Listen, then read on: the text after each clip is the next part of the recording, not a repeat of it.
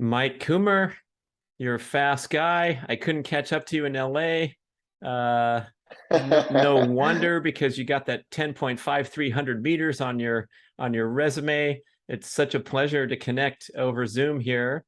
And I just want to get to know you with the audience because you're my kind of guy, man. He's a former elite international junior sprinter and now all about the diet optimization, especially this continued refinement. I love your article. I want people to go to your website and read some of those great blog articles inside of. Oh, it was a newsletter article that just laid out your whole journey. So maybe we could start with just getting some background information. Hopefully, you'll touch on that sensational 100-meter performance and your background as an athlete, and take us all the way to present day and what you're doing with the organ meat supplements and all that great stuff. Yeah, I appreciate the opportunity, Brad. Thanks for having me on the show. But yeah, it's not even a newsletter. It's actually one of my emails that you get when you sign up for the newsletters. It's like part of the sequence, I guess, to walk you through nutrition, sleep, and all of those things that I consider important for a healthy lifestyle, stress management, exercise, obviously. And so that was, I think, the nutrition piece of the segment that you got there. Yeah, it's really well done. That's how I found you. Is someone sent me a link to one of your articles, and really thoughtful, very well presented with a big picture perspective. So I'm anticipating this show too is not going to be a high scientific wandering down these rabbit holes that people don't have time. It's really sensible, and I Yeah. learned a lot, or I learned a great way to frame some of this stuff. So take us back to your athletic youth though in Austria, because I think that's really framed your career in health and fitness too.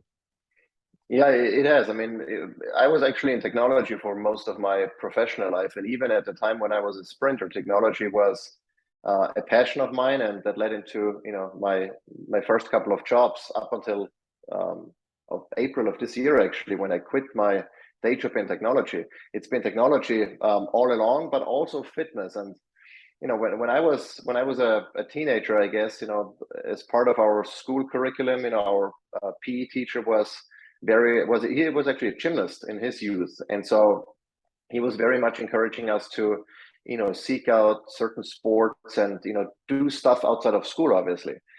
And at some point we stumbled across track and field, and I mean, I can tell you I had zero talent whatsoever. I couldn't even run a straight line.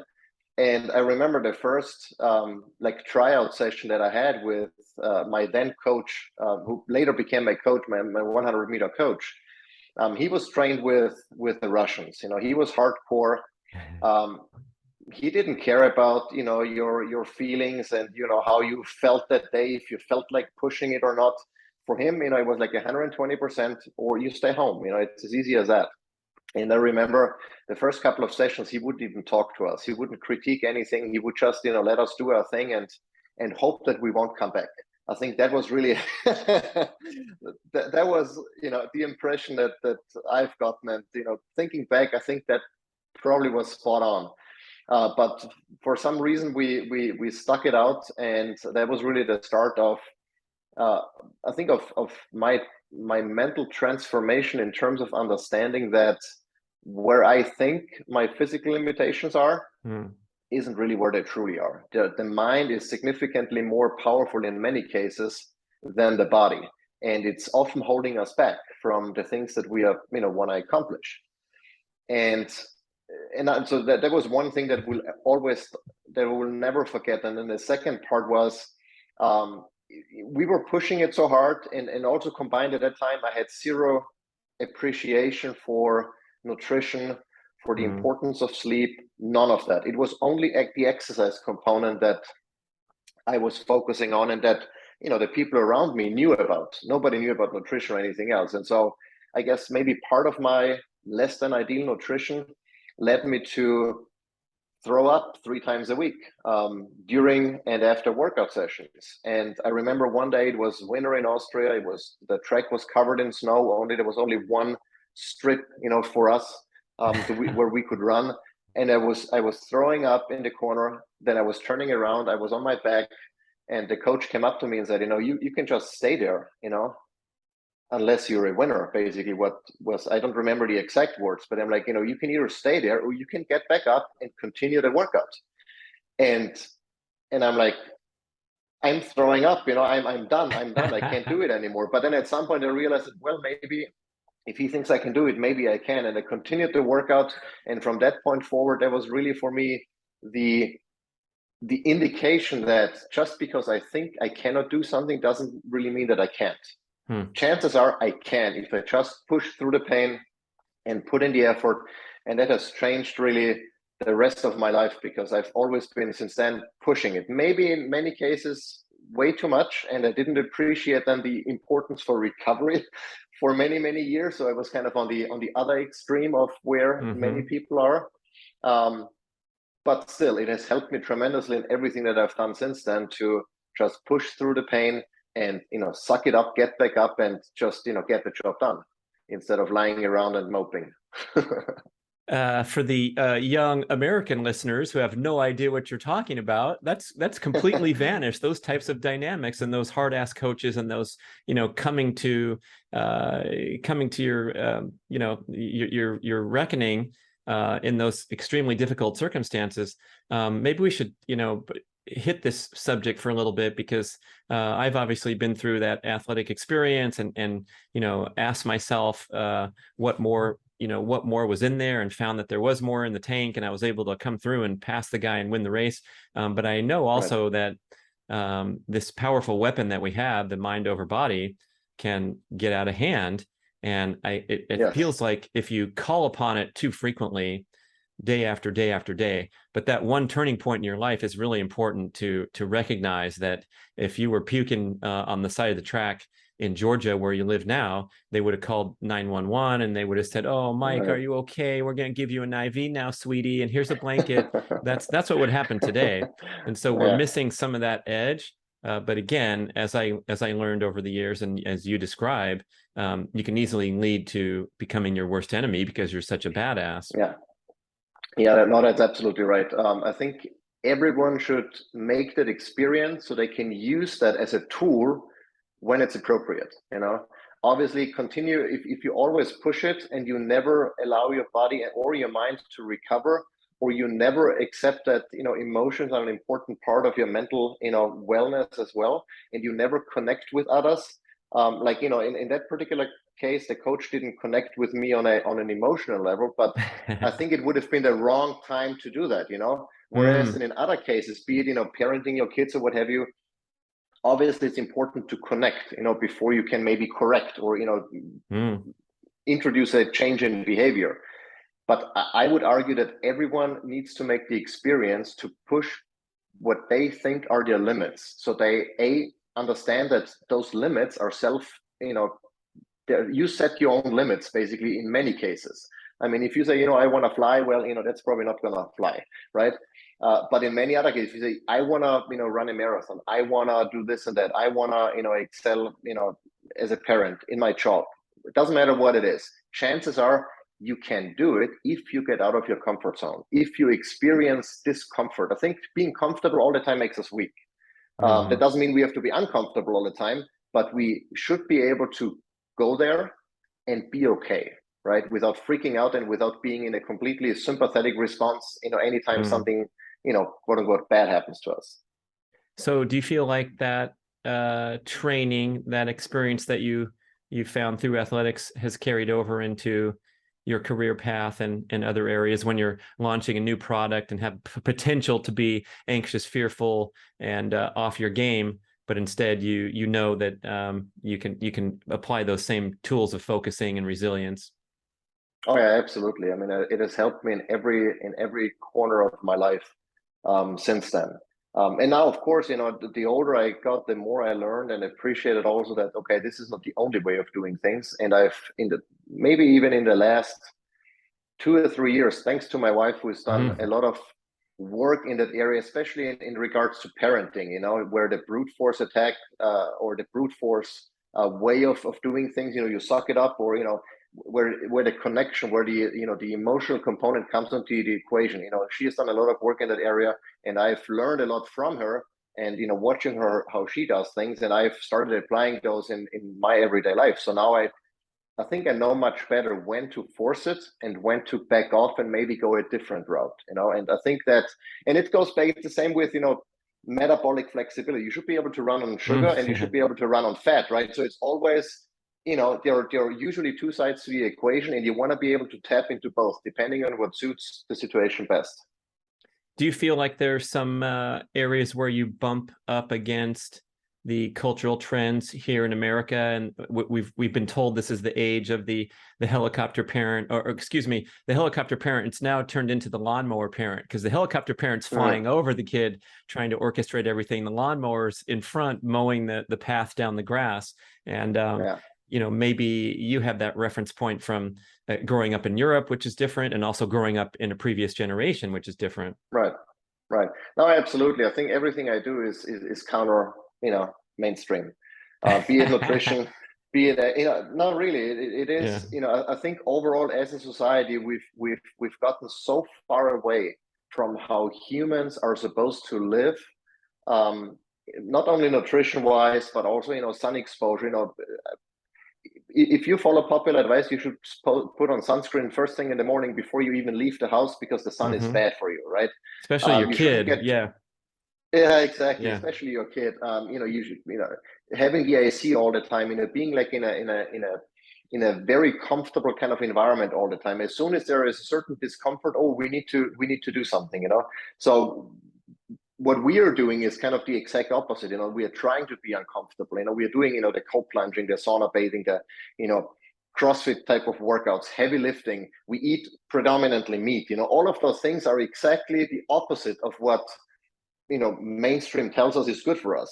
And I would argue, if you look back, especially the last maybe 100, 200 years, and the trajectory in terms of, just overall health, metabolic diseases, be it mental issues, be it physical issues, we are going in a trajectory that's not good. And so how come that everything, people tell us we should be doing, that is, the right thing to do, the healthy thing to do, leads us exactly down that path where we don't want to be, So I feel like with everything we do, it's an uphill battle to do the exact opposite. To do it for ourselves, it's one thing, but then also maybe try to convince or educate friends and family and the closest people around you. Not even talking about general population, because that's even more difficult. But yeah, it's It's it's rough, challenging, man. it's Yeah. interesting, and it's fun. But yeah. It's a battle. I wonder how that goes for you. For example, if you're having a gathering with the neighbors and someone introduces you and they say, "Oh, this guy's into health and fitness things." Do you like pick your spots where you see that openness, or do you like to get into it with people that will challenge this ridiculousness of eating organs because they're so high in fat and cholesterol? I mean, how does that go in real life for you? I typically try to. I typically try not to involve myself into those discussions, because he's just sitting in the corner with his no excuses shirt on, and oh my exactly. gosh, yeah. Yeah, I mean, I put information out there, and I'm like, okay, if you want to learn from me, if you come to me and ask me a question, if you're sincerely interested in what I have to say, or if you have questions about what to do, what not to do, I'm the first guy who makes time and walks you through everything that I know, and tell you about all the mistakes that I've made and why I don't do certain things anymore and why I do other things, etc. But I try not to be that guy that's if I hear like two people talking about how great kale is, and that smoothie they have every morning and stuff, I'm like, I have to go because I'm getting an anger stroke inside, and I don't want to be part of that discussion, because everyone has to come to certain realizations, I think, on their own pace. If you try to push something to people who are not ready, it's not gonna go well, but if people come to you and ask, hey, I've heard that, I've seen the Liver King, so do you eat organs too, or what about your organ supplements, so then I know, okay, there is an opening, people are asking me, I share what I know, but I try not to push stuff onto people, even though I kind of do with my blog and all, but it's free for everyone to read or not, at least. Yeah, I think that's really well said, and I'm striving to align with that myself, but it does feel like a battle going through life sometimes, because maybe there is a loud voice across the room touting the kale smoothies, and perhaps like a physician dispensing diet and nutrition advice when they have no training or no necessarily expertise. And sometimes I feel like it's time to recoil and, get a little spicy, and find that wedge rather than look for the doors that are open to crack. You crack them open yourself. Right. But again, sometimes that doesn't go well. But we both appreciate guys like Liver King and Saladino, and I noticed that they're both yelling on most of their posts now rather than talking conversationally, even though they're both super bright. And it's like, for a while, I'm like, what is this? This is, I know Paul, I know Brian, they're extremely smart and they can sit down and go over the things. But it's like, if people are going to land and watch because Paul's roaming through a store with a secret camera calling Whole Foods hot bar bullshit, I freaking love it, and I'm inspired by that. So on we go with the march. Yeah. No, absolutely. I think it works, and there's obviously a reason why they are doing this. There are also some I've heard that are turned off by the aggressiveness, and I get that too. I mean, you can't make it right for everybody, but I like that they are putting themselves out and and being controversial on purpose, and maybe even more so than what they really are in person. Because I've met Paul too in Costa Rica, and he's a pretty laid back and reasonable guy, So I know he has his opinions on certain things, but I also know that he has, changed some of his diet over the past few years, from a pure carnivore to now, fruits and honey and even dairy, certain types of dairy, at least raw dairy and cultured dairy at least. But no, I think that's a good idea. And if I was in a room and I see a doctor, telling someone they need to go on statins because they're high cholesterol, I would say that's bullshit, and I would speak up. But if it's a conversation between two friends and who don't know, who are not an authority in the topic, or someone that you're supposed to be able to trust, then I typically let that be. I don't involve myself. But if it's obviously a doctor or someone who people look up to, who people trust, then I would say something. And I've done it even with doctors, with our kids pediatrician and all. If I don't like what they have to say, I tell them that they're full of shit. And I don't mince words, because that's dangerous advice. Telling kids they have to eat their cereals in the morning or what have you. That's just I mean, it's speaking of aggressive.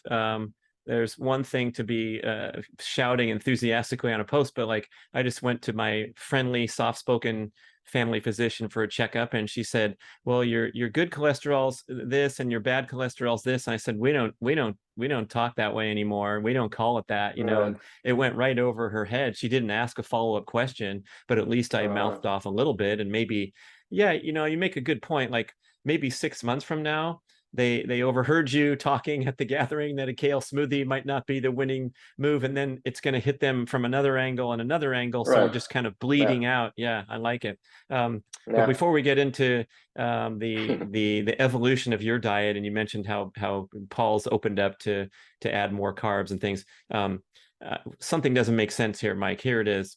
You said you had zero talent, and then you developed into an elite international junior sprinter. So how does that work? Because especially with sprinting, it seems to me that it's highly dependent on that natural talent. When I went to high school, the guys came to first day of track practice and they're smoking up the track, and it's like, boy, that that was all they needed. And I did not do that. I sucked for many years, really. And I'm not saying that I have zero athletic talent whatsoever. I think I do have some, and I have the discussion all the time with my friend, like, you're different, you're different. I'm like, I don't think I'm different, and I just take certain lifestyle things more seriously than most other people, and that's why I'm better. But I also noticed at the time when I was, and I remember this distinctively, at the European Championships in Italy, I came in number 5. The guy next to me, a French dude, we were both, same time, but my chest apparently was like, a fraction of an inch first, over the finish line. And so I came in number 5, he came in number 6. And a few years later, he showed up at the finale at the Olympics. You know, Lemaitre? Was it Christophe Lemaitre? Or he's I probably think that's what younger. his name. He was this 200-meter guy. Yeah, yeah. I think and Christophe Lemaitre is his name. yeah, I think that was his Yeah, name. Yeah, and I'm yeah. like, that's talent I don't have. I would have never been able to do that. I would have been injured so much, and maybe his nutrition was better at the time. Maybe Mm. he had more. Doesn't matter. But I don't think I was at that level. I was for many years. I was even within Salzburg, when my hometown, and within Austria for sure. I was like number something.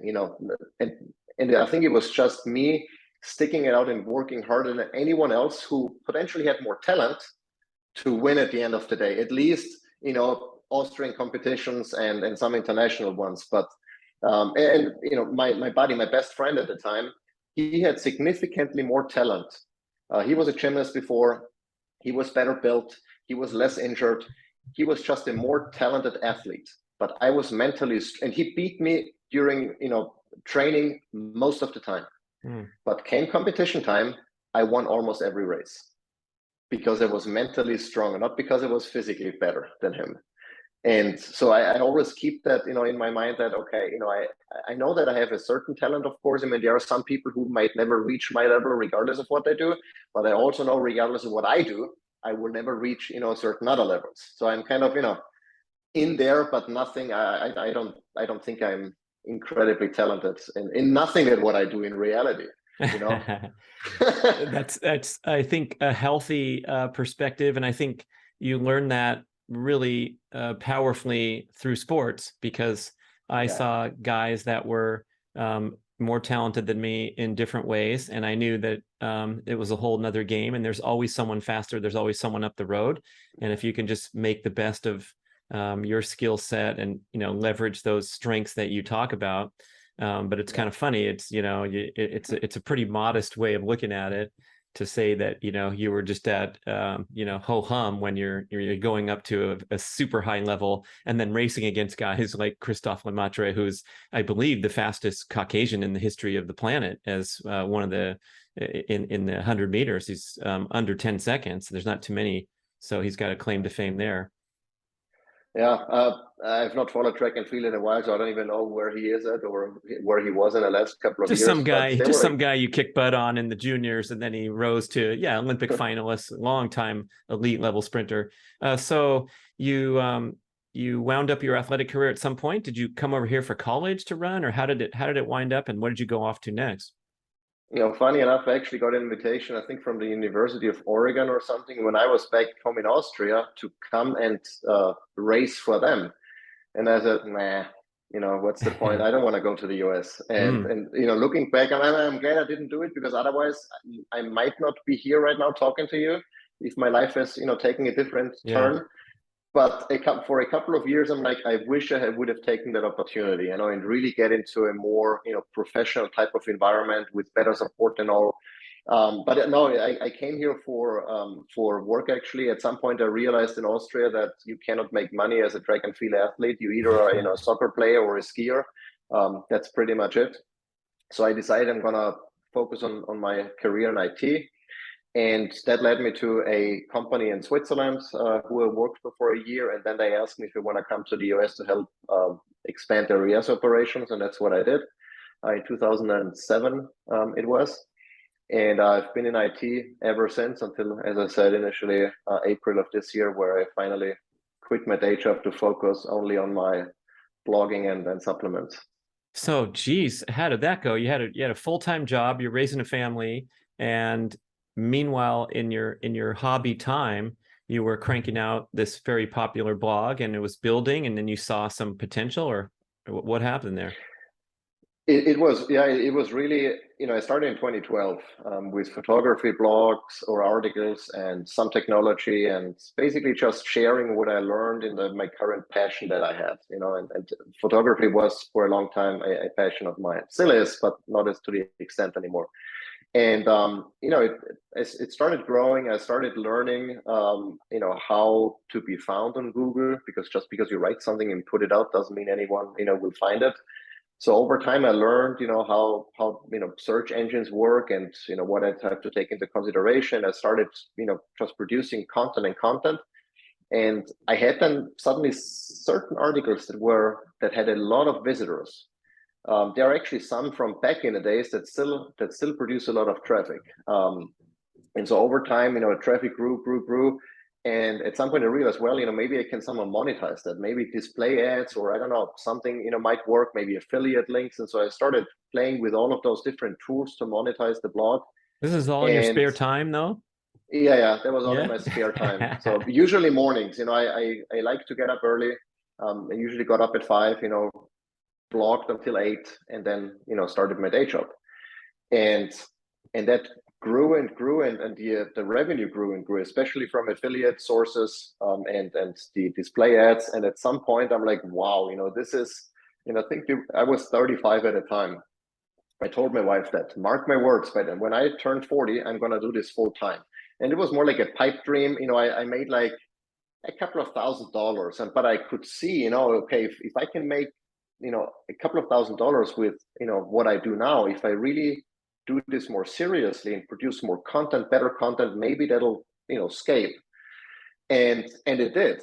And so I reached like the point where, I could cover half of my income. And then at some point I covered my entire income. And then actually before I quit, I think my blogging income was 3x my day job. And I had a fairly well-paying, job in sales, as a VP of sales and marketing.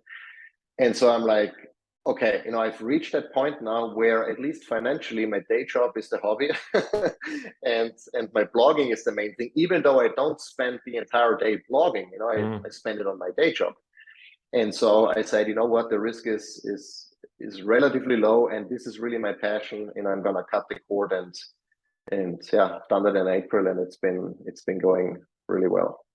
And then along the line, I said, you know what, maybe a physical. My wife actually said, you should have a physical product, So it's not only digital, it's not only, you don't only rely on Google and their algorithm changes and updates and all. You need something, that can maybe carry you in case, Google does something and suddenly, nobody finds your stuff anymore, And that was a fair concern. And so we decided, okay, what is it that we could do? What is a product that I could see myself using as well as selling for years or even decades?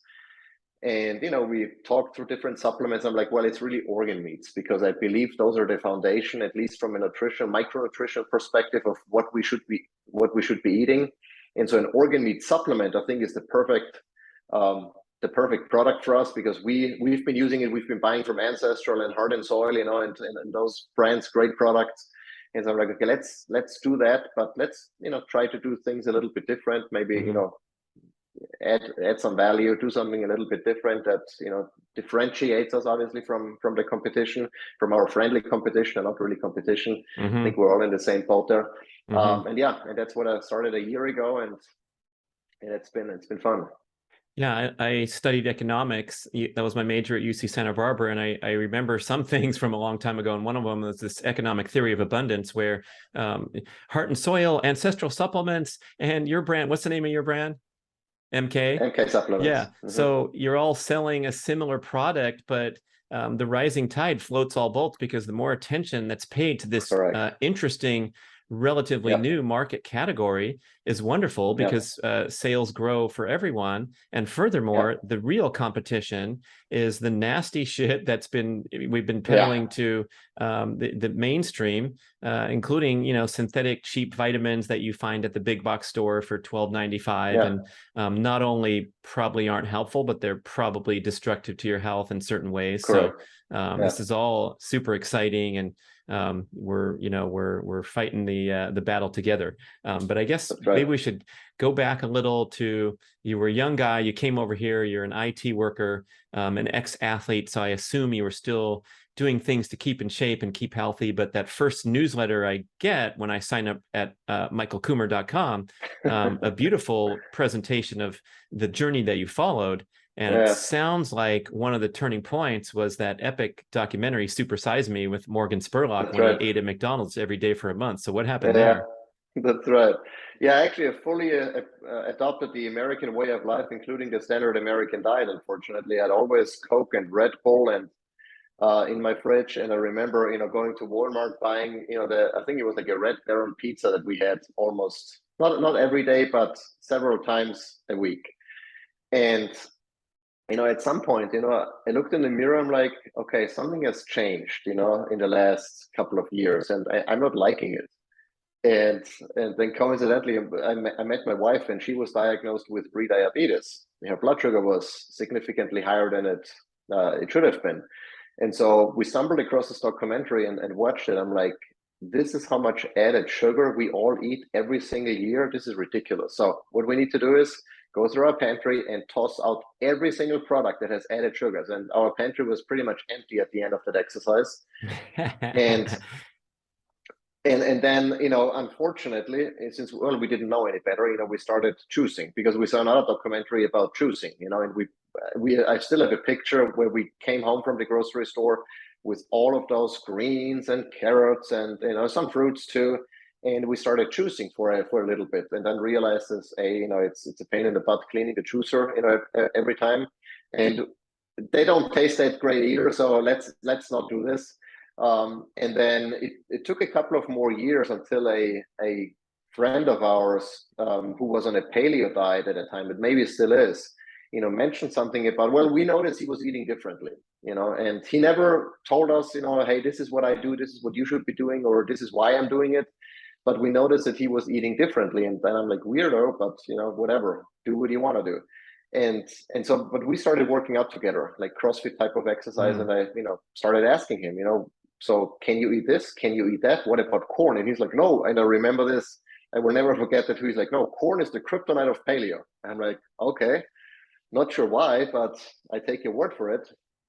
And I started doing research then, and I realized that, holy moly, what we've been eating is absolutely awful for us. We need to do paleo. And we were on a family vacation. My mom and her husband were over in DC during winter. It was like that winter storm year in DC. And I told my wife, I said, we are doing paleo. Oh no, I said, I'm gonna do paleo starting tomorrow. And he's like, what do you mean you're doing paleo? I'm the one cooking. So if you're doing paleo, that means I need to do something differently and extra. So, and you didn't even ask me. So you are on your own. I'm not going to cook for, 2 different meals just because you want to do paleo now.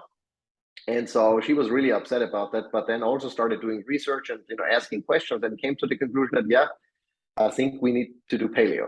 And so we started on a paleo journey. And for us in the beginning, paleo really meant piece of steak and some grilled zucchini. That was paleo for us, And one of the things I noticed, like within a week, I always had irritable bowel syndrome. My dad had it, still has it. His dad died actually of colon cancer at the age of 48, I believe, so relatively early. And I always thought my gut issues were completely normal. That's just Right. maybe genetics, maybe it's what it is. I came to accept them as a norm. And a week into paleo, suddenly all of that was gone. I'm like, holy moly, this is how you're supposed to feel. This is how, feeling good, what it means to feel good. And I'm like, wow. And this was all what we've been eating, so I'm healed. Awesome. And the more we got into that whole paleo, the more we discovered that, hey, you can make every meal paleo, you can use almond flour, you can use tapioca starch to bake cakes, you can use whatever to make pretty much anything paleo. And the more potato chips, we got cakes, down that exactly, cupcakes, yeah, everything is paleo if you want to. You can you can just drink maple syrup all day and you're on a paleo diet. I mean, not in the original sense of the diet, mimicking how our ancestors would have eaten or ate at the time, but just from a modern paleo perspective, you could do anything and it was kind of paleo. But the more we kept doing that, the more my gut issues returned, because we were introducing nuts and seeds and vegetables, and all of those things that we had cut out initially. And then I stumbled across keto. I'm like, ooh, this is really this is really what we should be doing. Sugar is bad, carbohydrates are bad. We need to be on keto. And I went back to my wife and said, we have to do keto. And you're like, you gotta be kidding, right? We just started this paleo thing, and now we want to do keto. that means I cannot eat, all of the paleo desserts and all the stuff that we've been making. We can't have them anymore. Like, nope, cannot do that. No carbs. And so she didn't want to do it. I started keto, and with keto, with modern keto in particular, there is a lot of nuts and nut butters and a lot of things that are irritating to us that humans shouldn't really be eating, at least not in the amounts that most keto diet would suggest. Yeah. What about raw And produce so, into the smoothie, which was my game for a little bit, and this yeah, massive concentration of yeah, toxins in their most offensive yeah, form. Yeah. But that's all right. Yeah, keto, and thumbs up keto. oh, Yeah. yeah, exactly. That's and using cheap oils and eating. I mean, nothing against bacon, but unfortunately, most pigs are raised with corn and Hmm. soy in their feed, so their linoleic acid content, their omega 3s or omega 6s are relatively high, and so if you only eat bacon, canola oil and keto muffins all day, yes, you're on keto, you're not eating any carbs, but you're probably not doing anything good to your health, and that's kind of sort of what I did. And so my gut issues got even worse, and I'm like, okay, something, I thought keto would help me improve my health and how I feel, but it actually went a different way. But I stuck it out for 3 years. I was on a Mm. very low carb diet, and then at some point realized that maybe, okay, then I saw Saladino kind of shifting a little bit more towards carbs, and I started to realize that maybe not all carbs are bad, and there is a time for carbs, there is a time for fat. Metabolic flexibility being the keyword here, that you should be able to work on with either efficiently. And I started realizing that most of the things that we did on keto weren't good for us. Most of the things we did in our late paleo stages weren't good for us. But really going back to a more animal-based approach where meat is at the center, meat and fat and organs, at the center of your diet. And then yes, you can have carbs, but ideally not from nuts and seeds and grains and all of those things, but from seasonal sweet fruits, raw honey. I mean, we have bees in our backyard or hives in our backyard, so we make our own honey, so we eat that. And since then, stomach issues gone again. I'm healed again. As soon as or as long as I don't start consuming foods that will irritate my gut again. And that's been kind of the journey. And now the entire family is on animal-based diet because it provides enough flexibility. If I want to do a low carb, no carb day, no problem. I just eat meat and fat and eggs, and I'm good. And if I want to have more carbs, then I have honey, I have fruits, I have what have you. And it's a lot of flexibility that works for my wife, the kids, and for me. So when you were going through those years, especially the 3 years of keto, what was your fitness regimen like? CrossFit. It's been CrossFit Oh, for the so past you're, few years, and I performed yeah. really well on low carb, and I would, I argued with many that you don't need carbs to perform well. And while that is true to an extent, it would maybe not be true for someone who is a professional CrossFit athlete and who works out, 3 times a day. You don't want to rely on your body's ability to make glucose from non-carbohydrate sources, because that usually takes longer than the little time you have in between workouts. So you need to fuel yourself with glucose if you want to perform well throughout the day physically. But just as far as my regimen was concerned, I typically worked out in a fasted state in the morning, running on ketones. I was performing incredibly well. If I had to do the same workout again in the afternoon, maybe different story, but for that one workout, I had enough, glycogen in my liver and muscle tissue to fuel the workout. Mm-hmm.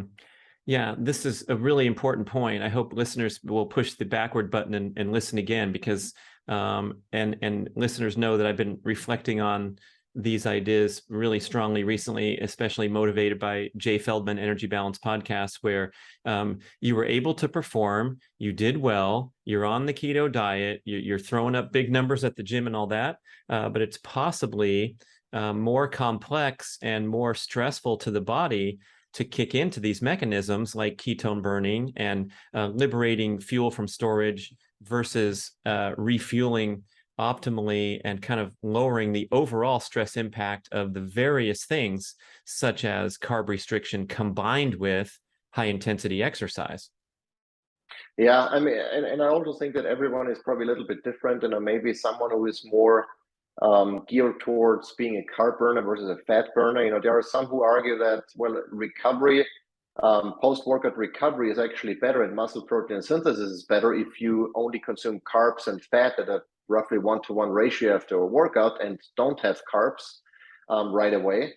And oxidative stress might be lower, but then the entire recovery in the long run might be negatively impacted, and it's very complex. And I don't think one regimen works for everyone in the same manner. You really have to test it out a little bit, see what works best for you. Does it work best for you if you fuel yourself before working out? Is it better to work out in a fasted state and then fuel? Should you fuel with glucose? Or with carbs? Should you fuel with fat and protein?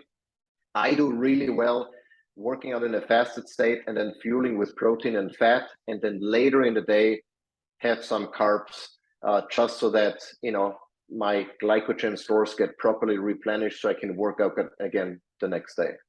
Yeah, I think Ben Greenfield talks about that a lot, where he feels like he's banking a lot of hours in a fasted or ketogenic state and kicking into those repair mechanisms and all the things that we celebrate about how the body works better when it's fasted or in ketogenic. Right. And then in the evening time, he has the wonderful family kitchen operation going. His kids have a cookbook even, and so he will report consuming a lot of carbs at a certain time of day, ensuring that the next day he's fully refueled. And I think those big picture insights are pretty important. But one of my big picture insights is I'm trying to do ambitious workout at age 57. So I'm not an elite performer going for the CrossFit Games, but even trying to dabble in something that could be considered a young man's endeavor, I'm already stacking a lot of stress factors there. And so I want to make it as easy and efficient as possible to perform and recover.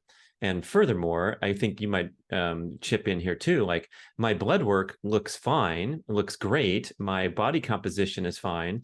So I don't really see any justification to engage in the practice of fasting for me personally. And that's an example of individuality. Even though I'm not hungry, I feel fine doing a fasted workout. All those things are true. And I was keto for a while, and restricting carb intake for a long time. But I think if we just back up a little, the difference between processed carbohydrates and the easy to digest nutrient dense carbohydrates that you mentioned, and we'll talk further, that's a big one too. Because when we talk about the word carbs, I'm low carb now and I feel better. Well, it's like, yeah, if you got rid of the bagels and the muffins and the paleo, the paleo crackers, that's a big difference from toning down your fruit intake in the name of health. Right. No, that's absolutely right. And I think, just from an evolutionary perspective, I think humans never had a set routine where, eating at a certain time of the day, exercising, meaning, hunting or defending, themselves, against a saber-toothed tiger, whatever, at a certain time. I think you want to mix it up. You want to keep your body guessing, fast sometimes don't, and one thing that's particularly important, I believe, is that exercise, fasting, and changing your diet can be stressors, or are likely stressors to your body. If you're already stressed out, if you maybe didn't sleep well, and you get up in the morning and you feel already stressed and anxious because of what's ahead of you, maybe that day is not a good day to fast. Maybe that day is not a good day to push it at the gym. Maybe that day, you just want to fuel yourself and take it easy, because even if workout and fasting are positive stressors, if your glass is already full, it's going to spill over, and that's not a good thing, regardless of what you do.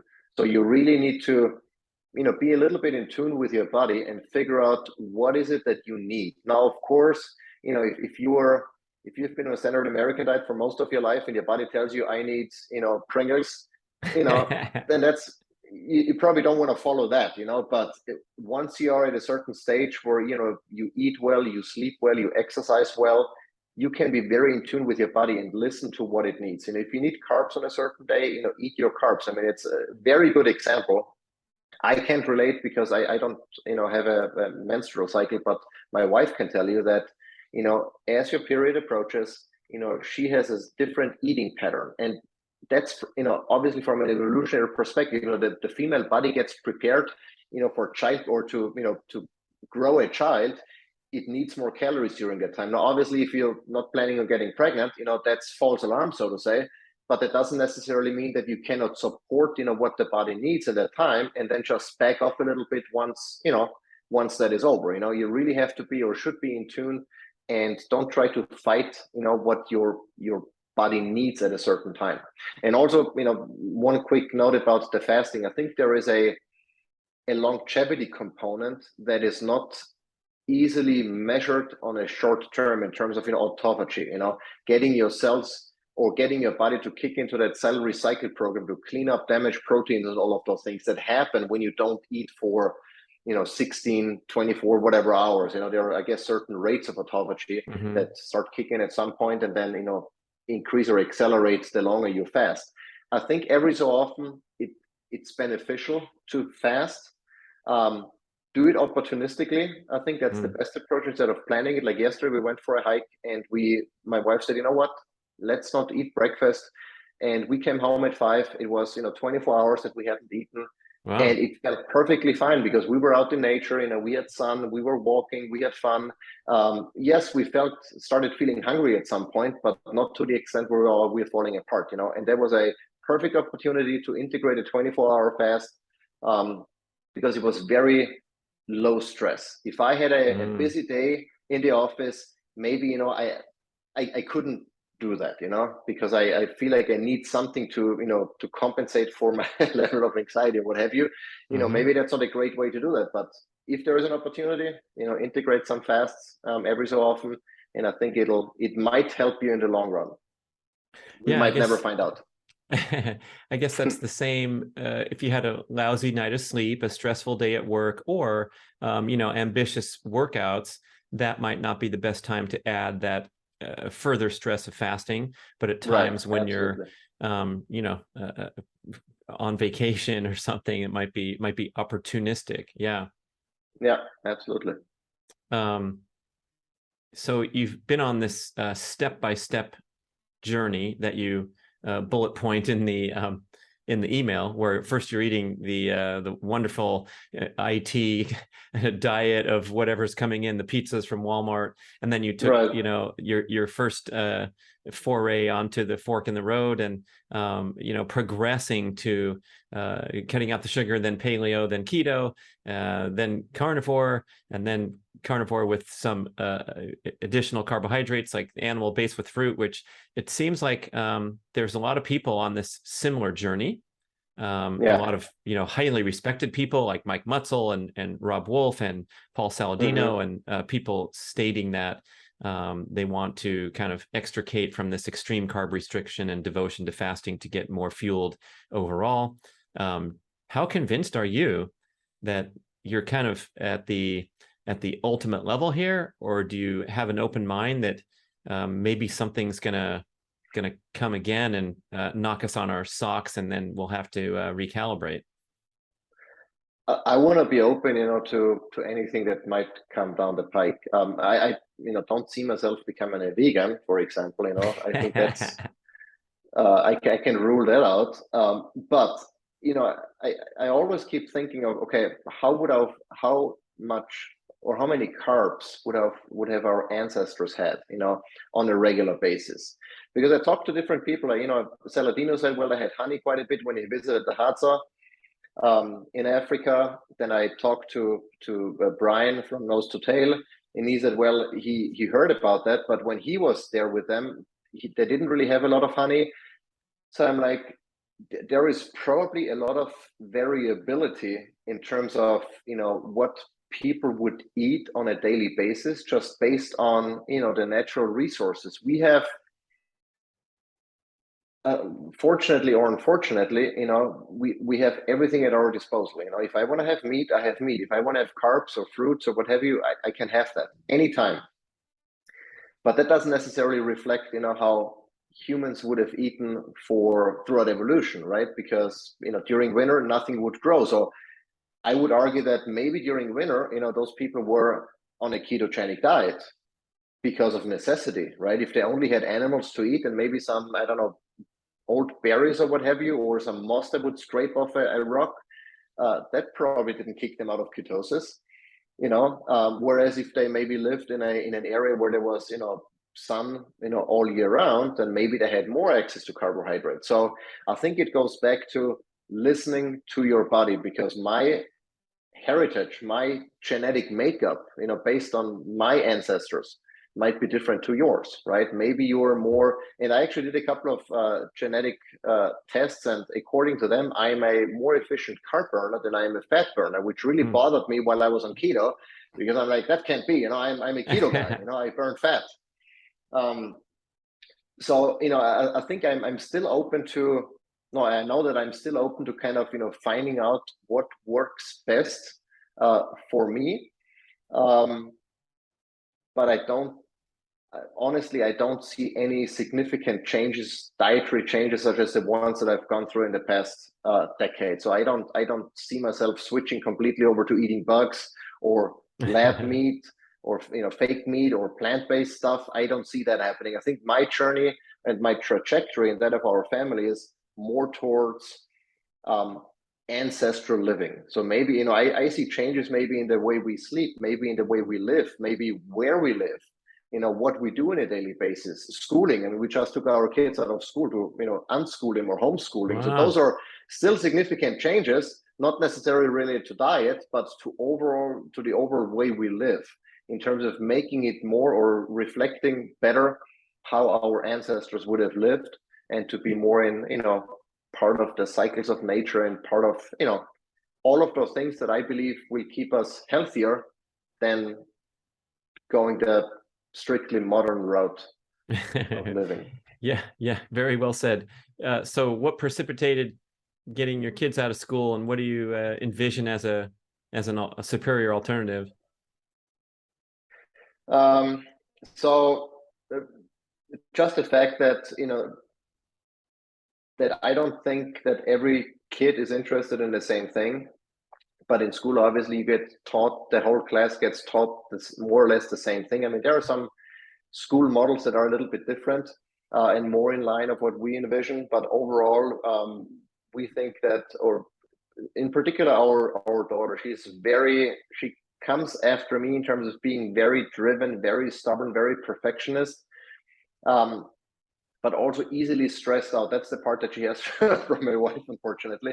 And so by trying to be perfect, and by doing everything perfectly what the teacher tells her, we felt like she was more stressed than she should be as a kid, with deadlines and assignments. And if we are a week on vacation and suddenly there are 20 of assignments that she has to do at home, I'm like, she's in first grade. I remember in first grade, I just learned to write, the letters of the alphabet. We were, I guess, more playing than anything else in school, but not really, having tests and, and all of those things that for me felt like much more advanced. And while she was doing exceptional in school, I don't think it suited her from a overall, from the perspective of just being a child, and the same with our younger one, Lucas. He is significantly more into approaching life with play, and exploring stuff with playing. And in school, there's not a whole lot of play. It's very structured. And I'm like, both my wife and I said, this is not really how we want to raise our kids. We want to do it differently. And we also don't want to be teachers at home because we don't have the time. So we decided on a model that's called unschooling, where it's very much child driven, with support from us. But if they want to learn about XYZ, then they can go out and collect bugs and whatever. And if they need them to see a video or get a book from the library, we help them facilitate that to learn more. But it's whatever they're interested in, with some minor exceptions like math. That is something that we bring to the table, because I don't see them coming to me and say, hey, how can I calculate the square root of whatever. I don't think that would happen, maybe much later, but not right now. So we want to give them the math basics, but everything else is pretty much driven by them. And yeah, that gives us obviously a lot of flexibility with traveling off season, and and just and maybe that's even more important. I completely forgot about that, but it was really one major component was sleep, because getting to school in the morning meant getting up at a certain time of the day, usually 6:15. And in summer, or in the month where it gets dark later, that means sending the kids to bed at 7. And like the sun is still out. Why do we have to go to bed at 7? And it doesn't make any sense at all. Not from an evolutionary perspective or from Hmm. any other perspective. So, but they had to go to bed because otherwise they would have not be rested at 6 in the morning. And so we said, they should sleep until the sun comes up, and they should go to bed when it's dark. And we could only do that by removing them from school, because sleep is for all of us super important. We are super protective of our, Yeah, even for New Year, we're in bed at a regular time instead of yeah, waiting until midnight. love it. I, So I look forward to partying with you on some New Year's Eve and knocking off at 10 p.m. That's my favorite thing to do, especially on New Year's Eve. That's funny. I mean, I think we forget that modern school, even today, 2022, the same model was developed back in industrial revolution times to prepare the students for factory work. And so it was organized just like factory, where you're, Yeah. I have all these checkpoints and often overwhelmed. So I credit you guys for taking that big leap, because it takes a lot of courage to do it. But boy, I mean, that's how Yeah. careers are headed anyway, right? We're not going to be going to work in factories, most of us. So we're going to have to learn to be self-starting and creative and free thinking and all that sort of thing. Exactly. And one of the sticking points, or one of the discussion points we had was, well, what if they want to go, what if they want to have a corporate job, that requires a degree and all of those things that lead up to that. And I'm like, I sincerely hope they never have to work, in corporate America. Not that I Yeah, ever did, but yeah. because I always worked for small companies where I had a lot of flexibility and do my own schedule and everything. But just visiting, I was in software sales, and so I visited like all the big companies, and see how those people would work there in cubicle. And if you're higher up, you have this crappy office somewhere. I'm like, I would kill myself, if I had to work here, every single day. And I'm like, I sincerely hope none of our kids make the choice. If they do, they'll have to figure it out, if that's something they want to do Hmm. for the rest of their life. But I really hope they do whatever, makes them happy. They follow their passion. For me, it's blogging and, producing content and, talking to people like you. And I really hope that they will have the same opportunity. And by doing what we're doing, I hope that we give them that opportunity so they can discover that without, having to, have a regular job at the end of the day, just sort of pay the bills and, get through the next, pay cycle. So we'll see how that works out, but be high That's hopes. funny. I mean, for my career path has been in the athletic world and being self-employed largely, and on my own schedule and working in my own environment. And now it's like the myth of this corporate machine has been toppled with quarantine, where you don't have to get on the Yeah, freeway at the same time and crawl through right. traffic and take the elevator to this tall building to be a contributing human. And I think it's great Right. to see this explosion of the economy where Yeah. people are able to work on their own terms. And some people that I engage with my business, one of them's in Portugal, the other one's in New Zealand. It's so cool to think like how the possibilities are endless now, and Yeah. just more free thinking is going to be demanded. Right. Yeah, absolutely. So you had Absolutely. all these potential products to bring to market, and you guys settled on freeze-dried organ meats. I wonder if you can just put in a little more uh, info about the importance of including the nose to tail strategy, the animal organs in your diet, and then where the supplements can really fill in those gaps when our A game is not happening, when we're Right. cooking up this stuff every day. I'm slicing up some more heart Right. for lunch. You guys want some? Not very common. Yeah. Yeah, no, nobody does usually. But yeah, I was thinking about, as part of my, blogging gig and reviewing products. I've reviewed so many different supplements and things that I like and that I use occasionally, but there are very few things that I would say I use on a daily basis, or I want to eat on a daily basis. And organs are one of those things. Even though fresh doesn't happen every day, and that's really the reason why we decided to go the freeze-dried route. I think, organs are just so full of bioavailable and readily absorbable nutrients that it's a no-brainer, to make them part of your diet. Knowing that, plants are not as nutritious as people make them out to be.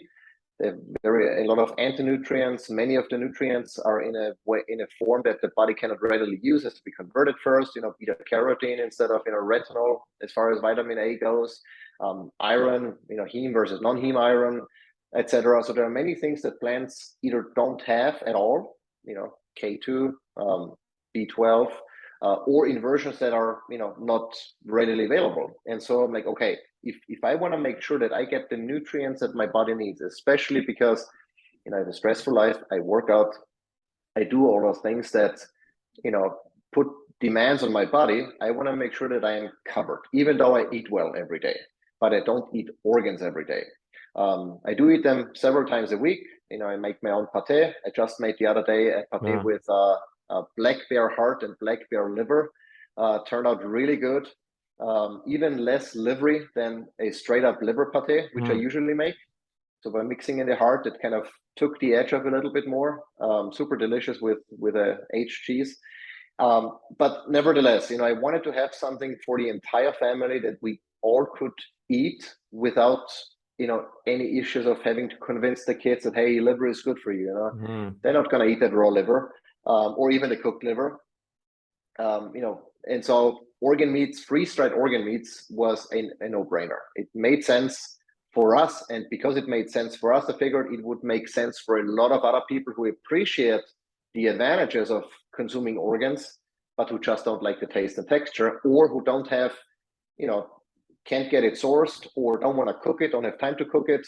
Maybe they're traveling a lot. So by having it in capsules, it's so easy and convenient, and it gets you a full serving of organs without any of the hassles. And so we figured this is a product that we can see ourselves not only using for the rest of our lives, but also, selling it for the rest of our lives, because I wanted to have something that, if something changes in my perception, be it, I don't know. Google doesn't like you anymore, so they shut down your blog. Yeah. Well, maybe that, or because I changed something in my, maybe at one point I was, using ketones. I still do, but maybe in 5 years I don't use ketone supplements anymore.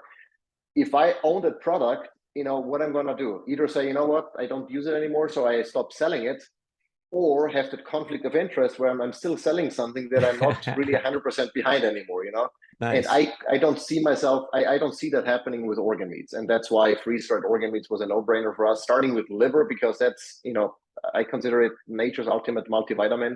That's like the foundation of everything, has so many vitamins and minerals and cofactors and peptides and all. And then, just add on organs for specific, or organ mixes for specific use cases. Like, some people are very low in iron, anemic. And so the iron in liver might help, but spleen is the much better source of iron, for example. So, that's why we just launched a heart and spleen supplement to cover some of the quote unquote gaps that liver has. Either as a standalone thing, if you're low in iron and everything else is fine, or in combination with liver to get the sort of the ultimate coverage in terms of vitamins and minerals. Mike, it's been a pleasure to learn about all this. You got some great stuff going. I encourage the listeners to go and look at your blog and the great articles, maybe try some of those NK organ supplements.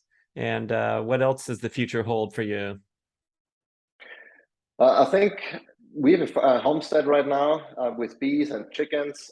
We want to grow that. Ultimately, we want to make our own meat, butcher our own animals. So I think next year we're going to start with meat rabbits. I'm going to start a colony of rabbits and see how that goes. And then at some point, buy a bigger land, more land, and really go all in with, cattle, and basically, be self-sufficient. I think that's the ultimate dream out there. So we can control our own food supply and don't have to worry about what's going on in the world in terms of, meat taxes or whatever might or might not come down the pike. We've talked so much about health and nutrition and peak performance, but that whole other side of you, which was so fascinating to dig into. Listeners, this guy is a tech whiz, and he has these incredible articles with going into great detail, reviewing products, and just also talking about where tech can help us with health optimization in particular. So maybe you could give us a little bit of highlights about that side of you, that hobby. Your review of the 8 Sleep mattress was incredible. It was like better than anything you could find on the company website. So he's a go-to resource for not only your health and diet tips, but all manner of tech wizardry. Yeah, I think tech can be an important aspect of our modern life in particular. I think best case scenario, if you live under the woods, with the loincloth and you butcher your own animals, you don't need any tech to be healthy and happy. But that doesn't happen for most of us. So we live in a modern world, and we have to compensate and mitigate for some of the negative aspects of our modern lives. And sleep is one of those issues. So at the example you gave, a temperature controlled sleep system has worked wonders for our sleep, and just the quality of our sleep, but also just how good we feel going to bed knowing it's cool to the exact same temperature. It doesn't matter how hot the ambient temperature is, or at least not to the extent that it used to. And so those things can really help. But I think it's also important to understand that technology is not the solution to everything.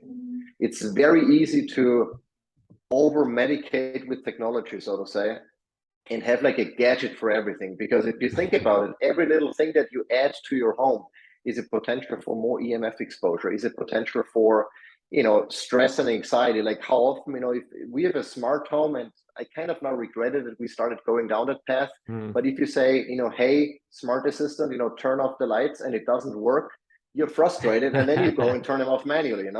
Yeah.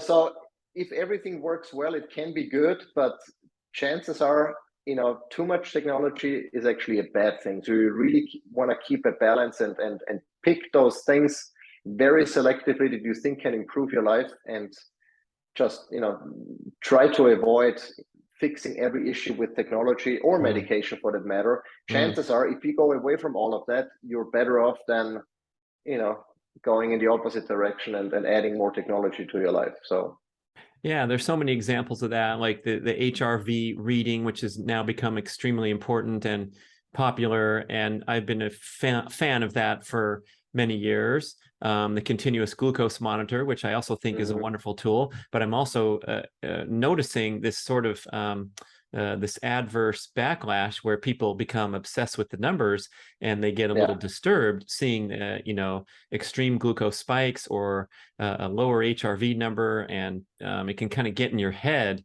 when you're looking at the measuring, judging forces of the world are already there, and now we have numbers to judge us every day. So I'm a big fan of like waking up in the morning and seeing how you feel, and going outside and getting some sun and getting moving, all the stuff you write about on your blog.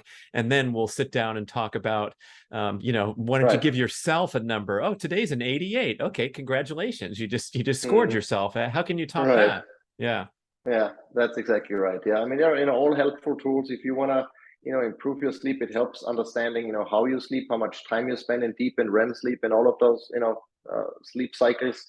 But just going by that, knowing that technology is not perfect, it can be a source of frustration for no good reason. If you feel great and your Oura ring says you spend 10 minutes in deep sleep, maybe the Oura ring is wrong. Imagine that. Yeah.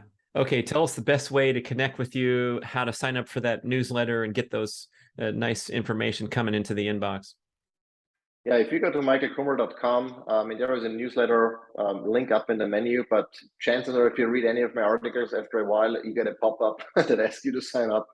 So you can always do that. And otherwise, I'm fairly active on Instagram at mkummer82, and I'm dabbling a little bit with YouTube as well. So I have a channel. I do some video reviews and all.